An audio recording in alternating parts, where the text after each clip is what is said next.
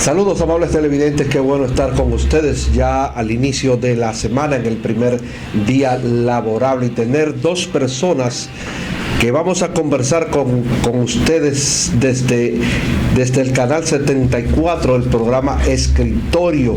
Marcos Cadet, de Impuestos Internos, y la doctora Marcia Romero, quien viene a conversar con nosotros sobre temas como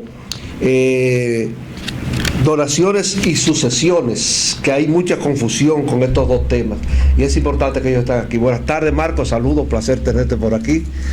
Doctora. Buenas tardes, ¿cómo estás? Buenas tardes, Adonis, gracias por invitarnos a tu espacio. Escritorio. Miren, estamos aquí porque hay una confusión. A veces hay gente que dice, bueno, yo voy a donar esta tierra a mi hermano. Bueno, te voy a hacer brevemente una historia. Una anécdota. Una vez un tío mío me donó una tierra. En ese caso, ¿qué hay que hacer? ¿Qué tiene la persona que hacer cuando recibe ese tipo de donación? Sí, realmente es un tema en el cual nosotros estamos insistiendo en informar y orientar a la ciudadanía de manera oportuna para que la gente conozca cada uno de los pasos que debe dar y tenga la información a mano. Nosotros disponemos de mucha información en nuestra página web, donde están las guías de información al contribuyente. También están nuestros centros de contacto, están también nuestros canales de redes sociales en la cual siempre estamos orientando y educando. Y sobre este tema, precisamente, tenemos una serie de informaciones que le van a ser de mucha utilidad al ciudadano, y para eso contamos con la experta en la materia, la doctora Marcia Romero, quien es del equipo de la red de educadores y especialistas tributarios, Retribuye, y también del Departamento de Representación Externa, también abogada, quien va a compartir con nosotros tanto explicar de manera llana, que la gente entienda el tema de las sucesiones y donaciones. Sí, porque hay una confusión bastante grande. Por ejemplo, si yo quiero donarle algo a un familiar, yo pienso, bueno, te lo regalé y punto, y ya. Antes era así, ahora parece que hay una norma con relación a eso. Bueno, ciertamente hay mucha confusión en el tema de donaciones, porque la donación está instituida en la ley 2569 desde 1950. O sea, lo que pasa es que los dominicanos, de manera clara y directa, no manejan ese impuesto, sino que, como usted bien dice, Adonis, se lo di a mi hermano, se lo di a mi tío, a mi vecino. Sin embargo, esta ley establece cuáles transacciones entre vivos, transferencias de bienes entre vivos, son consideradas donación. Por ejemplo, se da el caso de ese que usted plantea, que usted le da una tierra a un familiar. O un carro, por ejemplo. O un carro, o 100,000 pesos. ¿Qué pasa? La ley dispone que en principio hay una presunción de donación sobre aquellos bienes transferidos a descendientes o entre colaterales. Estamos hablando entre hermanos, esa venta, ese regalo dado entre hermanos, en principio se presume donación. Ahora, ¿qué va a pasar? Si ciertamente usted se lo está regalando, pues usted tiene que pagar un impuesto que actualmente es el 27%. Porque sobre el valor del bien dado, regalado. Exacto. Ahora, si usted quiere, como en muchos casos, y es por eso que la Dirección General de Impuestos Internos ha prestado mucha atención a este tipo de transacciones, si usted quiere cubrir ese regalo y pasarlo como una venta, porque la venta paga un 3%. Entonces, generalmente, para evadir el impuesto, lo ponen como que tú le estás vendiendo a tu hermano o a tu hijo. Entonces ahí viene, como la ley delimita que hay presunción de donación, la ley dice no. Si ciertamente tú estás vendiendo a tu hermano o a tu primo o a tu hijo, pues entonces ven, preséntame las pruebas de que ciertamente te pagó lo que vale la cosa. Si no hay pruebas, dígase transferencias bancarias, si es de materia de inmueble, un préstamo hipotecario debidamente acreditado, documentos fiables, un cheque certificado, pues entonces la Dirección General de Impuestos Internos dice no, sobre esa transacción presume donación y en vez del 3% tú me vas a tener que pagar el 27%. Ahora, si es claro, yo soy su hija y usted me quiere a mí donar un apartamento, un carro, usted está dispuesto a pagar su 27% sin ningún inconveniente, se presenta el acto de donación y la Dirección General de Impuestos Internos liquida el impuesto y usted paga el 27%. O sea, las partes pagan ese impuesto sin mayor inconveniente. ¿En qué momento entran ustedes en acción ahí? Bueno, usted sabe que la Dirección General de Impuestos Internos registra... Perdón, porque eso se puede evadir fácilmente. Sí, así es. Sin embargo, hay una serie de estrategias que la Dirección General de Impuestos Internos maneja para evitar esa evasión, aunque sabemos que hay evasiones que no se pueden manejar cuando, por ejemplo, usted me regala 100,000 pesos. Yo soy su hija y usted me regala 100,000 pesos en efectivo. La Dirección General de Impuestos Internos ahí no se pudiera dar cuenta en principios, pero si más adelante se determina, pues entonces sí puede perseguirse esa violación, esa evasión a la ley.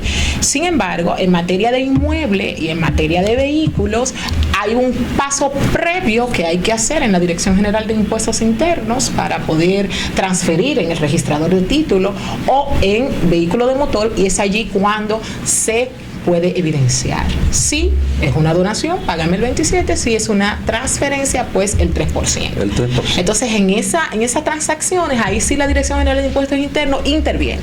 Y ahí es cuando nos damos cuenta y aplicamos el impuesto que corresponda. Ok. Doctora, pero hay algo que todavía yo no lo entiendo.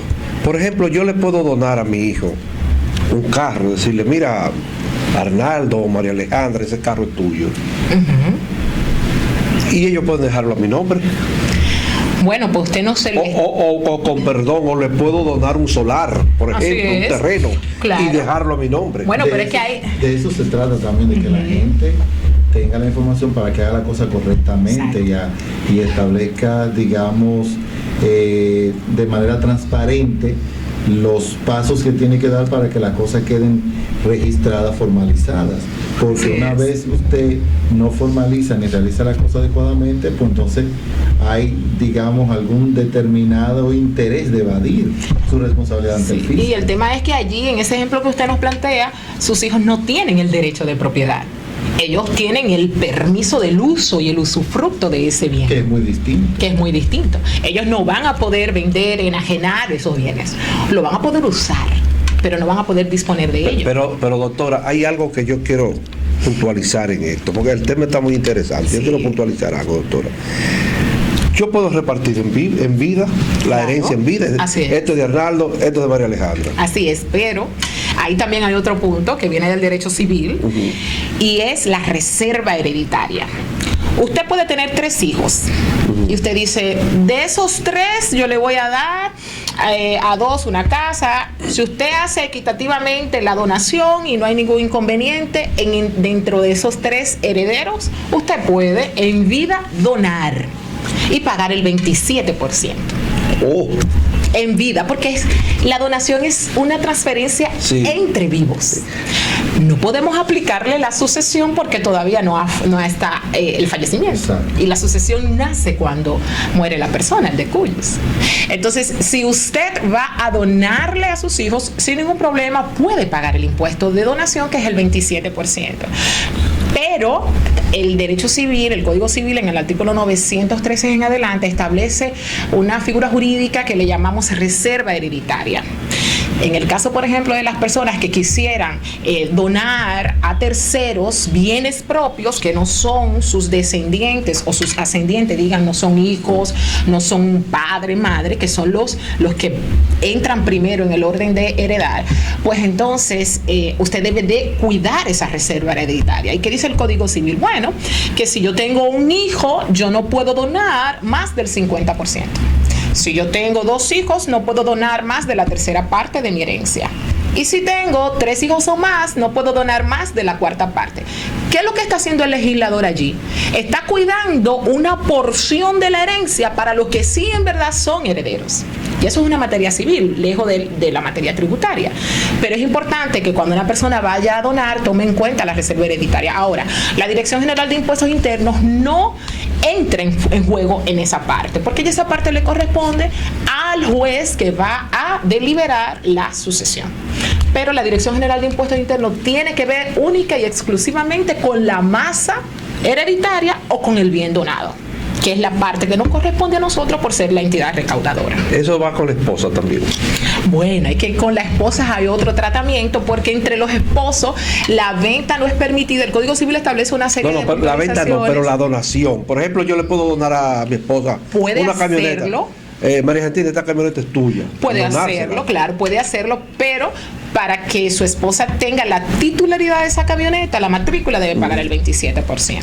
Debo pagar el 27%. Que es el impuesto de donación. Es muy alto la evasión impositiva en ese renglón, en ese aspecto. Bueno, ciertamente hay un nivel de evasión un poquito importante, porque en nuestro país tenemos muchos bienes inmuebles no registrados. Así es. Entonces, como tenemos muchos bienes inmuebles no registrados, nuestro país tiene una gran cantidad de parcelas, de solares, de mejoras que no están registrados. Pues entonces, por esa parte, usted fallece, su hijo lo usan los nietos y no hay esa transferencia porque es un inmueble que no existe jurídicamente hablando. Cuando usted dice que no existe jurídicamente hablando, es que no hay un título. Así es, que no está debidamente registrado. A pesar de la titularización que ya está llevando a cabo el gobierno ahora. Bueno, ya eso es un trabajo arduo que está haciendo el gobierno para poder eliminar esa informalidad en nuestras tierras y poder tener más control. Doctores, más o menos, ¿en cuánto se estima la evasión impositiva por donaciones? Bueno, prácticamente a familiares. Esos son datos que habría que, digamos, delimitarlo, solicitarlo, porque esa información no la disponemos así ahora mismo, concretamente específica, relacionada con el tema de asociación y donación. Pero ya hay gente que están tratando de regularizar sí, cada vez más la gente acude a nuestras administraciones locales, se acerca a nuestros centros de atención que tenemos en las diferentes localidades del país, y precisamente con esta acción de orientación al ciudadano estamos buscando también que la gente tome conciencia a la hora de hacer una transacción, claro, ya sea de un bien inmueble o ya sea de un vehículo, cualquier elemento que tenga que ver entre familiares y demás, que la gente entienda cómo proceder, qué pasos debe dar y a dónde debe acudir antes de realizar. Usted sabe los casos, por ejemplo, de esos hermanos que viven fuera del país, que tienen personas de confianza aquí para comprar sus bienes muebles o inmuebles, sí, y le mandan, hacen los envíos. Lo recomendable allí es enviar un poder consular para que esa persona pueda comprar en su nombre y representación. Y no la práctica que tenemos los dominicanos de que mi hermana me manda el dinero, yo compro los bienes aquí, los pongo a mi nombre y cuando ella venga de retirada, pues entonces nosotros hacemos contratos de venta. Eso es una evasión y un incumplimiento de la ley. ¿Por qué? Porque yo no le estoy vendiendo a mi hermana. Detrás sabemos que mi hermana me mandó ese dinero para comprarle ese apartamento y que cuando ella venga de retirada yo se lo iba a pasar, y como está esa confianza, pero es una mala práctica jurídica y que puede traer a consecuencias que, bueno, que yo no, si yo presento en la Dirección General de Impuestos Internos un contrato de venta porque yo le quiero devolver el apartamento a mi hermana, pues yo estoy mintiendo, porque yo no le estoy vendiendo a mi hermana. Claro. Pero entonces tampoco le puedo, como esa transacción entre hermanos se presume donación, no tengo la capacidad para demostrar que yo le estoy, que mi hermana o yo estamos ciertamente pagando ese dinero. Entonces lo recomendable es que esa persona que está fuera del país envíe un poder consular. Para cuando mi hermana, seguimos con el mismo ejemplo, me envía un poder consular y cuando yo vaya a comprar el inmueble, pues lo compro en nombre de mi hermana. Y se puede hacer eso. Claro que sí, es lo correcto. Es lo correcto. Es lo correcto. Mi hermana me apodera legalmente y yo hago las transacciones aquí y los títulos van a salir a nombre de ella. Y así evitan situaciones, porque pasa mucho entre los contribuyentes. Exacto, es muy importante este elemento, porque sí, generalmente tenemos mucha gente que acude, que yo le envié el dinero desde fuera, lo compro, pero ahora usted está solicitando una transferencia del inmueble que se presume donación, porque no está demostrando ante la autoridad tributaria que hubo un procedimiento con documentos legales para que fuera en representación de su hermana. Así es. Cuando ustedes detectan este tipo de evasión, por ejemplo, sigo con el mismo ejemplo de mi hijo Arnaldo o María Alejandra, yo cojo y le dono, qué sé yo, le doné la casa, vamos a suponer, una casa le dono a cualquiera de los dos. Una vez ustedes lo detectan, ¿cuál es el procedimiento que ustedes utilizan o llevan a cabo para impedir que eso se concretice, esa donación fraudulenta, porque ya sería una donación fraudulenta, hacerlo escondido, por ejemplo? Bueno, ¿cuál es el proceso que ustedes, y cuál sería la penalidad que eso lleva? Bueno, lo que quisiera resaltar es, nueva vez con el mismo ejemplo, de que ellos en ese ejemplo solo estarían siendo dueños del usufructo, del fruto de la cosa. Ellos no van a poder, eso no es una donación, porque para que sea donación tiene que haber un documento que establezca que usted le está donando a sus hijos tal casa. Entonces ahí sí hay un documento de donación. Ahora, ¿qué pudiera, para poderles responder, y yo sé más o menos cuál es la idea que usted tiene, cómo pudiera haber una evasión en donación? Bueno, que hay un documento de venta, presumiéndose venta, cuando en realidad es donación. Okay. Entonces, cuando la DGI detecta, Impuestos Internos detecta que tú estás utilizando artimañas y maniobras jurídicas para evadir el impuesto, pues entonces la administración hace la determinación, un pliego de modificaciones, así se llama el documento, y entonces determina el impuesto de donación sobre la cosa donada, y entonces se le notifica al contribuyente ese pliego de modificaciones, y en un plazo de 30 días el contribuyente debe de realizar su pago, o en su defecto allí se abren todas las vías recursivas para que él pueda ir ante la dirección o ante los tribunales a discutir la validez del acto que se le está siendo notificado. O sea, Dirección General de Impuestos Internos le notifica, le dice: de donación me tienes que pagar X monto, y allí tienes 30 días para pagarme, o para recurrir, o en reconsideración, que es un recurso administrativo, o recurrir en el Tribunal Superior Administrativo, un recurso contencioso. Cuando se recurre, perdón Marco, cuando se recurre a eso que reconsideración. A reconsideración, ¿qué significa eso? Reconsideración es una vía administrativa que está en la Dirección General de Impuestos Internos, donde un departamento con abogados capacitados evalúan.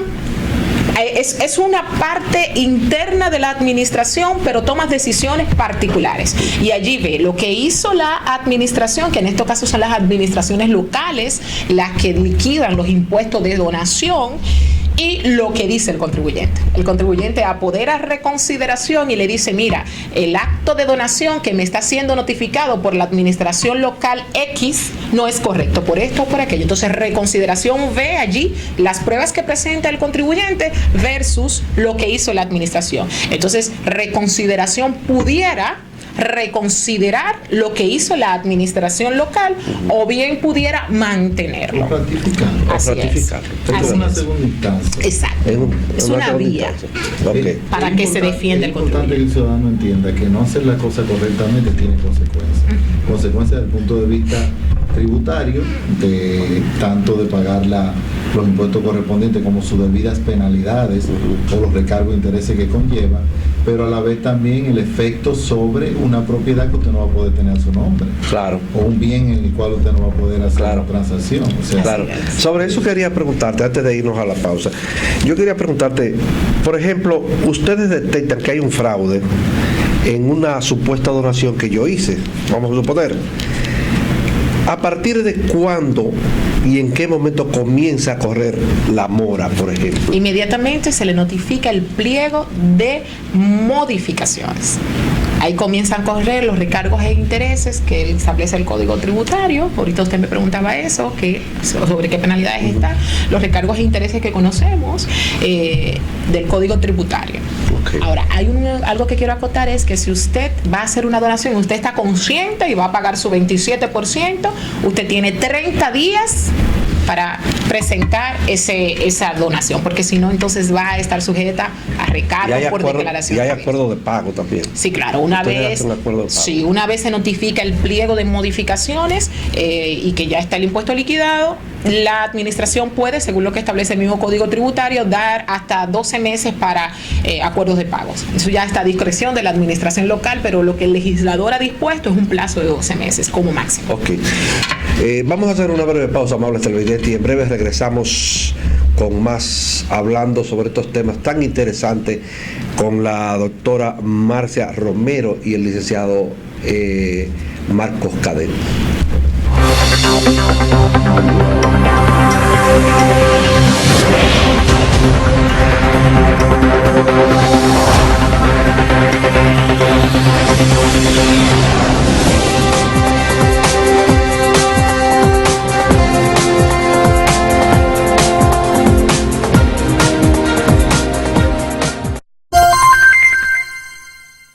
En el Ministerio de Obras Públicas y Comunicaciones queremos que tengas un viaje tranquilo y sin contratiempos. Pero si alguno surge, estamos para ayudarte en las principales autopistas y carreteras del país.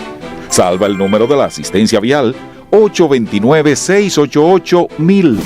Con él puedes acceder a gomeros y talleres móviles, ambulancias, patrullas de carreteras y grúas, todos dispuestos a darte un servicio profesional y rápido, 24 horas al día, 7 días a la semana, totalmente gratis. Por supuesto, queremos que hagas tu parte. Cuídate y cuida a los demás. Usa siempre cinturón de seguridad. Revisa que tu vehículo esté en buen estado antes de viajar. No excedas el límite de velocidad. Y por favor, si vas a conducir, no tomes. Eres importante. Anda y regresa seguro.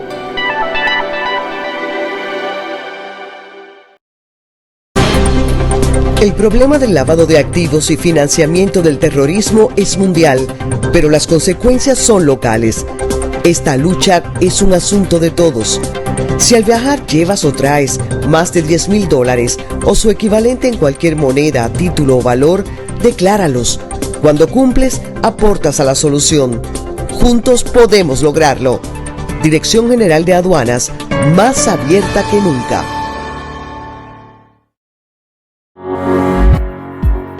Transforma los espacios de tu oficina en áreas de trabajo más productivas. Construcciones y reparaciones en G-Rock, divisiones en cristales, cortinas venecianas y rotulaciones.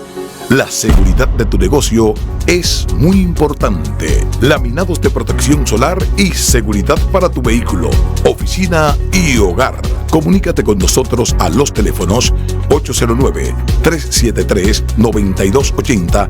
Dasale Construction Service.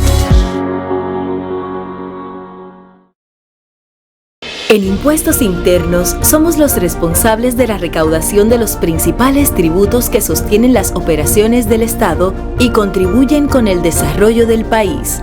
Con atención personalizada en oficinas en todo el territorio nacional, redes sociales, página web, asistencia telefónica y programas de capacitación gratuitos, estamos para acompañarte. Impuestos Internos. Tu contribución es nuestro principio. Oh my gosh, it's been just awesome. This place is beautiful. We looked online and it looked like a great place for our children. They didn't know till we got to the airport that morning that we were going. Yeah. We would have spent 3 months of them saying, is it time to go yet? So no, we waited. We try to travel at least once a year. Yep. We've been to Aruba, Jamaica, the Bahamas. The Cayman Islands. This is the first time here, and we had some friends who were coming down, so we said, yeah, we're gonna come on down. Extraordinary, and I would say unique. It's just the atmosphere. The atmosphere is just beautiful. A great place to come on vacation. And I'm already planning for the next one. It could be early as July. It's truly paradise.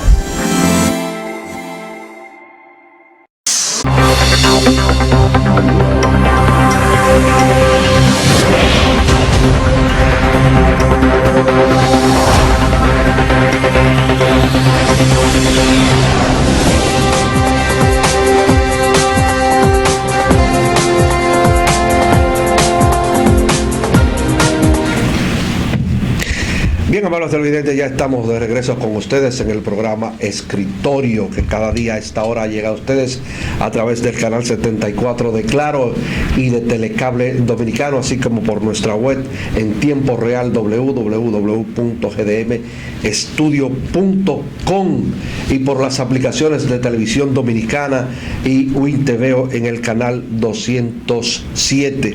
Seguimos aquí conversando con la doctora Marcia Romero y el licenciado Marcos Cadet. Esta vez vamos a tocar el tema de las sucesiones que tanto se ha movido en estos días a propósito de una famosa herencia que anda por ahí. ¿Cuál es qué se debe hacer una persona para entregar, por ejemplo, una herencia? ¿Qué se debe hacer? ¿Cuáles son los mecanismos que utiliza Impuestos Internos para lograr eso? Bueno, la ley 2569 es la ley que, al igual que la donación, regula el tema de la sucesión, conjuntamente con el Código Civil y el derecho común. Y la ley dispone, el Código Civil establece que la sucesión se abre a partir de la muerte del de cuya sucesión se trata, del finado, del fallecido. Una vez muere esa persona, los herederos tienen 90 días para presentar la sucesión. Entonces, mi padre fallece, Dios lo guarde. Amén. Hoy yo tengo, mis hermanos y yo tenemos 90 días. Hay un tema de dolor, hay un tema de tristeza que muchas veces no nos permite a nosotros recolectar todas esas documentaciones necesarias. Entonces, dentro del plazo de esos 90 días, la Dirección General de Impuestos Internos puede emitir prórrogas para que los sucesores presenten la sucesión. Una primera prórroga de 60 días y una última prórroga de 45 días, 105 días en total. Entonces, la Dirección General de Impuestos Internos, antes del vencimiento de los 90 días, los sucesores se presentan una carta sencilla solicitando prórroga, se llena un formulario que tenemos en la institución, acta de defunción y solicitan la primera prórroga. Ya tenemos 90 días, pero se extiende. Una vez se acaban las prórrogas, es necesario presentar todos los documentos, actas de nacimiento, que es lo que me hace a mi calidad, me da la calidad para yo poder suceder. De hija o hijo. Así es, o de madre o padre. Exacto. Porque a falta de hijos viene la línea ascendente, que son los padres o hermanos, o los colaterales, que son los hermanos. Así es. Entonces, una vez se presenta en la Dirección General de Impuestos Internos todos los documentos, certificados de bancos, si hay cuentas bancarias, certificados de títulos, copias de matrículas de vehículos, todo lo que sustente el patrimonio sucesoral. Se presenta y la Dirección General de Impuestos Internos entonces procede a liquidar el impuesto, como le decía anteriormente, en un documento llamado pliego de modificaciones. Una vez contenido ese documento, al igual como decíamos anteriormente, se notifica y los sucesores tienen un plazo para pagar el impuesto sucesoral, que también está sujeto a recargos e intereses. Entonces, una vez con esos documentos es que pueden ir al registrador de título a transferir los inmuebles a nombre de los herederos. También pueden ir a los bancos a retirar los valores. Hay algo muy importante que siempre nos gusta resaltar, y es en aquellas masas sucesorales que contienen cuentas de banco y que los herederos no disponen del dinero líquido para pagar el impuesto, pues una vez la Dirección General de Impuestos Internos liquida, le presentan todos los bienes de la masa sucesoral y liquida el impuesto sucesoral y da a pagar 100 pesos de impuesto sucesoral. Pero los herederos no tienen la liquidez de esos 100 pesos. La Dirección General de Impuestos Internos, a solicitud de los herederos, puede dictar una orden a la entidad bancaria, para que emita un cheque certificado a nombre de la administración por concepto de pago de impuesto sucesoral del finado tal. Y entonces los herederos lo llevan, pagan el impuesto y entonces allí sí pueden continuar ya haciéndose titulares de esos bienes de sucesión. Yo sé que hay que pagar un impuesto sucesoral, pero ¿de cuánto es ese impuesto? Por ejemplo, yo me muero, y que es lo más lógico que va a ocurrir, no sé cuándo, que solamente Dios sabe, yo me muero y le dejo a mis hijos lo que tengo, ¿verdad? hay que hacer una revalorización sobre los bienes que yo tengo para determinar, bueno, dejó una casa que cuesta tanto, dejó un carro que cuesta tanto, y al final, sobre ese monto global de lo que se quedó, de lo que se dejó como herencia, ¿qué se paga? La ley 2569 establece un impuesto de un 3%, luego de realizadas las deducciones. Más adelante le voy a plantear cuáles son las deducciones admitidas. Claro. En cuanto a la revalorización del inmueble, pues ciertamente los herederos pueden presentar un inmueble con un valor X. Si la administración considera de ir al lugar y tasar el inmueble, puede hacerlo. Y entonces asignarle el valor, claro que sí, la administración tributaria tiene la facultad de fiscalizar y determinar los impuestos. Sí, así es. Entonces, en base a esa facultad, nosotros podemos evaluar el inmueble, tenemos expertos, tasadores expertos, que en razón del valor del mercado establecen los valores establecidos y puntuales, y entonces allí se liquida. Ese 3%, como le decía, está sujeto a lo que quede del total de la masa luego de las deducciones. ¿A qué nos referimos? Hay gastos que, si la masa sucesoral es de $1.000.000 entre cuenta, inmuebles o demás, $1.000.000, pero hay gastos de última enfermedad sustentados en documentos comprobantes emitidos por la clínica y demás, se pueden facturas, podríamos decir. Facturas, claro que sí. Gastos médicos de la enfermedad grave que haya tenido ese paciente antes del fallecimiento. Los gastos funerarios también son deducidos de la masa. Si hay alguna deuda, por ejemplo, el fallecido tenía empleados y hay deudas pendientes de pago de cesantías o de preaviso a esos empleados, una vez se constate a través del Ministerio de Trabajo y todas esas autoridades competentes, pues también se pueden rebajar. Entonces, al final, ese $1.000.000 pudiera quedar en 500, 400, y sobre eso es que se va a aplicar el 3%. El 3%. Así es. Ok. Si esto no se hace, ¿qué pasaría? Si no se declaran los bienes de herencia, ¿qué pasaría? Hay una declaración, hay una fecha de declaración, como le decía, son 90 días partiendo de la fecha del finado, y luego entonces hay prórroga. Si no presentan la sucesión, pues entonces hay un recargo, que ese recargo por declaración tardía, que es un recargo totalmente diferente al recargo establecido en el Código Tributario. El recargo y los intereses del Código Tributario es sobre el impuesto liquidado. Este recargo por declaración tardía que establece la ley 2569 es por la declaración fuera del plazo. Entonces, esto puede comenzar entre un 10, 20 y un tope de un 50% del impuesto liquidado. ¿Qué estamos diciendo? Que si el impuesto liquidado es un 3%, pues entonces, y tú me presentas una declaración pasada del año, vamos a decir, partiendo de la fecha de la muerte, pues entonces tienes un recargo por declaración tardía de un 1.5%, porque la ley dice hasta un 50% del impuesto liquidado.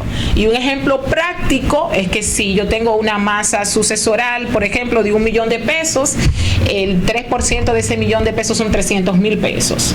Y entonces, si yo lo presenté tarde, si los sucesores presentamos la declaración sucesoral después de pasado, por ejemplo, el año, que es el tope, pues entonces yo voy a pagar sobre ese $1.000.000 el 3% del impuesto de sucesión, adicional un 1.5%, $300.000 y $150.000. Entonces yo estaría pagando un impuesto, así es, 300 de impuesto y 150 de declaración tardía. Pero con respecto a eso también hay mucha evasión, porque yo conozco de casos, y ustedes también deben conocerlo, que hay familias que dicen, no vamos a repartir, vamos a seguir como antes, por ejemplo. ¿Qué sucede en esos casos? Bueno, va a llegar un momento en que ellos van a querer vender, van a querer hipotecar, o incluso si ellos también van a morir en algún momento. Entonces a sus hijos sí les interesa tener la titularidad de esos bienes. Entonces allí van a tener que pagar todos esos recargos. Desde aquella época. Claro que sí. Y claro que es un tope, como le dije, de un 1.5. Un 1.5. Esos recargos y... O sea que nunca debe ceder la mitad del impuesto líquido. Así es. Y si ellos fallecieron, pues entonces los nietos van a tener que pagar el impuesto de ellos y el impuesto que dejó de pagar mi padre. No, y tantos impuestos se hayan dejado de pagar. Y la consecuencia peor es que no van a tener el bien a su nombre. Así es. Ya sea una propiedad de un terreno, un apartamento, una casa, un vehículo. Sí, porque en algún momento les va a interesar hacer alguna transacción. Tener a su nombre. Claro. Así es. Claro. Y no son titulares. Exacto. Pero la evasión está con relación a ese impuesto. Hay mucha evasión con relación a ese impuesto. Como hemos señalado recientemente, los niveles de evasión en el país son altos. Estamos hablando de que solamente en el impuesto sobre la renta se ha calculado en el último estudio que se hizo alrededor de un 60% de evasión del impuesto sobre la renta, y en el caso del ITEVIS cerca de un 43%. Así es. De los niveles de evasión. Esto fue un estudio que se hizo hace apenas un año y algo con relación al incumplimiento tributario. Entonces, esos indicadores te dan una idea de cómo andan los niveles de evasión en el país, y obviamente, pese a que este estudio se centró básicamente en el impuesto sobre la renta y en el ITEVIS, eso también de alguna manera puede mostrarte cómo están los niveles de evasión en el país. Partiendo de que ya todo está muy moderno y todo está metido en red y la tecnología muy avanzada, ¿tiene Impuestos Internos la facilidad de darse cuenta cuando una persona muere y ha dejado bienes? Bueno, la Dirección General de Impuestos Internos, claro, usted sabe que hay un impuesto que se llama Impuesto sobre el Patrimonio, que es el IPI, para aquellos inmuebles que alcanzan un tope establecido por la ley. Partiendo de ese monto, cuando ese impuesto se deja de pagar, pues la Dirección General de Impuestos Internos comienza a hacer gestiones de cobro normales. Eso es para los que son patrimonios ya pasados, creo que está como en unos 7, 8 millones más o menos. No recuerdo bien precisamente la suma del impuesto sobre el patrimonio. Eso es lo que le llaman impuesto suntuario ahora mismo. Anteriormente se llamaba suntuario, actualmente, exacto, a través de la ley 253-12. Así es. Que por ejemplo yo tengo una casa que vale más de 7 millones y yo debo pagar 1% mensual. Sí, es el 1 anual, creo que es. Ajá, es el 1% sobre el excedente de unos 7 y tantos millones de pesos. Sí, de acuerdo a la última modificación que se hizo al Código Tributario, que fue la reforma del 2000. La 253-12 del 2002. Así es. El 7.438.197 es el que está exento, el monto exento. De ahí en adelante es un 1%. Entonces, la Dirección General de Impuestos Internos, cuando llegan los plazos establecidos para pagar ese impuesto, eso es anual. Eso es anual, pero se paga en 2 cuotas. La primera en marzo y la segunda en septiembre. Entonces comienza el cobro y si no hay cobro, la dirección va a perseguir los responsables. Esa es una forma de podernos dar cuenta de que el inmueble está siendo usufructuado por otra parte. Por un tercero que no es el propietario. Así es. El propietario falleció. Otra parte es que tenemos la conexión con la Junta. Una vez se dicta un acta de defunción, también eso es otra parte. Claro. Los mismos bancos también bloquean todas las cuentas. De una vez. De una vez la bloquean. O sea que hay muchas formas de cómo la administración darse cuenta. Sí. Entonces, una vez ustedes se dan cuenta de que fulano X murió y que dejó de pagar los impuestos que acabamos de señalar, ustedes entonces van donde los deudos. Así es, los sucesores. Recordemos que en esta materia de derecho sucesoral, el que adquiere el activo adquiere el pasivo. Entonces hay una deuda que pagar y la administración así. O sea que ahí no es que se murió, pagó la deuda. Así es. Entonces, de igual forma, como hacemos con los demás impuestos, la administración puede perseguir. Entonces, tenemos un acercamiento con el ciudadano, al contribuyente, le mandamos una cita pidiéndole que se acerque, es el mismo procedimiento. Hay diferentes vías. Es el mismo procedimiento. Entonces, aquí es a los sucesores. La misma inquietud de las donaciones. La gente está haciendo esto, se está acercando a impuestos internos para poner sus bienes al día, su impuesto sucesoral al día, se están acercando. Si tú no tienes la titularidad sobre un bien, no puedes hacer ninguna transacción. No puedes ni siquiera coger prestado. No tiene calidad jurídica para enajenar ese bien. Claro. Ok. Miren,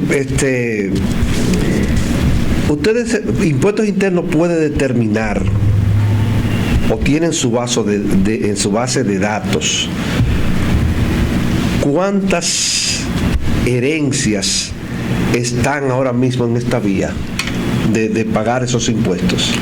Bueno, las administraciones locales, un número puntual no lo hay, pero las administraciones locales reciben diario solicitudes de sucesiones y de donaciones. En todas partes del país. En todas partes del país. Sí, hay una gran cantidad centrada en el distrito, pero a nivel nacional. Lo que te indica a ti es que la gente realmente quiere ponerse al día con sus cosas. Sí, y desde hace unos años para acá, con la reforma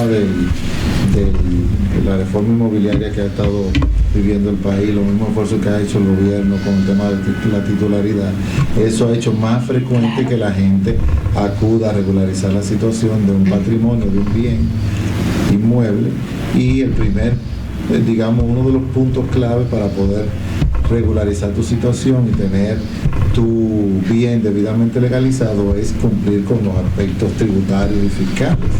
Y generalmente porque no puede hacer la transferencia del bien si no ha pagado los impuestos. Claro, así es. Ni puede tenerlo a su nombre. Generalmente los herederos quieren vender. Exacto. Para tener el dinero líquido y poderlo repartir, porque solo papá dejó un apartamento o dejó una casa. Entonces, somos 3. Entonces, nadie va a comprar si ese impuesto está pendiente. A veces también hay gente, por ejemplo, que se mueren y dejan empresas, pero los hijos quieren vender, como ustedes bien apuntan. Entonces, todo eso entra en materia de y qué bueno que usted cite esa parte de las sociedades, las empresas, porque las acciones también entran dentro de la materia. Las acciones claro que sí, alcanzadas igual con el mismo 3%. Cuando van a presentar esa masa sucesoral, está compuesta por todo el activo y pasivo del decuyos. Entonces esas acciones también entran y se liquidan. Naturalmente, ahí hay que hacer lo que usted explicaba hace un rato. Por ejemplo, si hay empleados, si hay deudas con bancos, primero eso hay que liquidarlo. Y luego supongo yo que debe ser así, y luego sobre lo que queda, los documentos sustentados se presentan en la administración y la administración entonces rebaja esos gastos. Exacto. Una vez estén bien sustentados. Hay una parte también que es objeto de deducción y son esas deudas dejadas en escritura pública, dígase actos notariales, pero cabe destacar que hay un tema de oponibilidad. ¿De qué hablamos? Que un documento debidamente firmado entre particulares y notariado por un actor de la justicia, en este caso los abogados notarios, si ese documento no está debidamente registrado en conservaduría de hipoteca, el ayuntamiento que se encarga de registrar esos documentos, no son oponibles a terceros, y dentro de esos terceros está la Dirección General de Impuestos Internos. Solo esos documentos que pagaron sus impuestos en ese momento, que fueron debidamente registrados, que se le dio esa fecha cierta, son esos los documentos que se van a reconocer, porque todo documento que no está debidamente registrado no es oponible a ninguna de las partes. En este caso, la Dirección General de Impuestos Internos es una parte igual que cualquier otra. O sea, eso quiere decir que, por ejemplo, si yo tengo una empresa y yo necesito dinero rápido, líquido, pero con rapidez, y sé que Marco presta rédito, por ejemplo, y yo le digo, Marco, yo necesito que tú me prestes $1 millón, y Marco me lo presta de una vez, pero no hay un papel. ¿Qué pasa con ese caso? No hay un papel, o si lo hay, nunca fue registrado en el ayuntamiento. Nunca usted fue al ayuntamiento y le dio fecha cierta, porque hay que pagar un impuesto en el ayuntamiento por ese $1 millón, por registrar ese documento con ese $1 millón. Y muchas veces no se registra. No le hago la pregunta porque yo sé, yo sé de casos. No se rebajan, no se deducen de la masa. Y entonces lo perdió Marco. No, lo perdieron sus herederos que pudieron haberse beneficiado. Exactamente. Ok, claro. ya. Sus herederos pudieron haber rebajado ese $1 millón como un gasto, como una deuda dejada de pagar por usted en su momento. Okay. Entonces sus herederos no van a poder rebajar, porque no van a tener que pagar la deuda. Y van a tener que pagar la deuda como quieran. Así mismo, okay. Así mismo. Y ahí entra un tema interesante de derecho civil, y es que ese acreedor puede venir ante la sucesión dirección y No, pero explíquelo, solicitar, porque bueno. nos quedan todavía 6 minutos. Es un tema ya derecho civil. Pero sí, o sea, los acreedores pueden exigir con ese crédito, ese activo que tiene la masa sucesoral, le pueden exigir a los sucesores el pago, porque el que adquiere el activo, decía yo, ese sucesor que acepta esa herencia, no solamente va a aceptar esos 10 millones que mi papá dejó en el banco, también tengo que aceptar el $1,000,000 que le debo a Cadet. Exacto. Entonces, Sí. Cadet tiene calidad. Ahora hay un tema de discusión ahí, como decíamos, de la oponibilidad y demás, pero ya eso es derecho civil. Sí. Pero bueno, muy interesante el tema, pero hemos llegado al final ya del espacio de escritorio. Amables televidentes, muchísimas gracias por haber estado con nosotros. A Marcos y a la doctora Romero, muchísimas gracias por haber venido a nuestro espacio. Recordándoles siempre que este mismo programa ustedes lo pueden sintonizar esta noche a las 9 de la noche a través de esta frecuencia 74 de Claro y de Telecable Dominicano, así como por nuestra página web en tiempo real www.gdmestudio.com. Y al día siguiente, este martes al mediodía, ustedes pueden sintonizar este mismo espacio a través de Telecanal 28 de Éxito Visión y Telecable Dominicano. Gracias, amables televidentes, gracias a Marcos, gracias a la doctora Romero por haber estado con nosotros y hasta la próxima, si es que Dios lo permite. Muchas gracias. placer.